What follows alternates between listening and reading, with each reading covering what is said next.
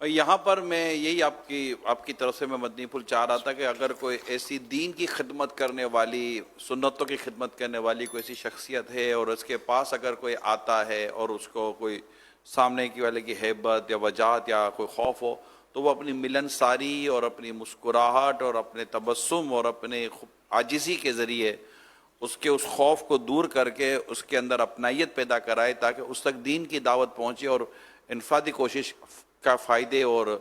حاصل ہو سکیں۔ اس میں ایسا ہے کہ یہ موقع سے ہوتا ہے، بعض اوقات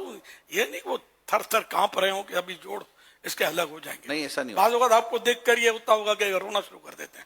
تو اس پہ آپ پر بھی اثر پڑتا ہوگا، اس کو میں کیا سمجھاؤں یار، یہ رونے بیٹھ گیا ہے، حالانکہ کوئی عنوان نہیں ہوتا، رونا شروع کر دے گا، رونا الگ ہے، وہ آپ تو یہ مطلب اس کا روب آپ پر بھی تو پڑے گا نا کہ کائی کو روتا ہے یار، تو اب اس کو کیا بولے یار، اس کو مت رو بھائی، مجھے دیکھ کر مسکرایا کر۔ جیسا موقع محل،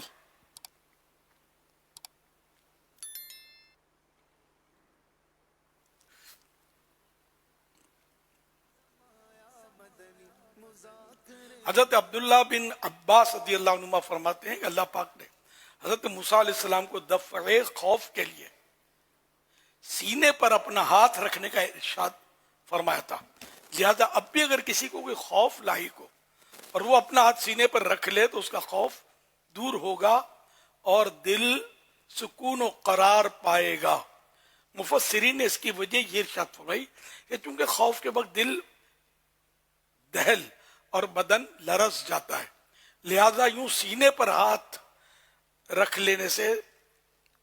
سینے پر ہاتھوں کو رکھ لینے سے سکون و اطمینان حاصل ہوتا ہے۔ حوالہ تفسیر بغوی جلد 6 صفحہ 207۔ یہ بھی خوف دور کرنے کا، لیکن بعض اوقات سامنے شخصیت ایسی ہوتی ہے کہ اس کا خوف یا اس کا روب یا اس کی وجہ سے جو رقت طاری ہوتی ہے، بندہ اسے نکلنا نہیں چاہتا کہ کچھ دیر یہ لذت یاب ہوتا رہے اس سے، یہ ایک الگ پھر وہ چیپٹر شروع ہو گیا۔ تو جیسا موقع جیسا محل،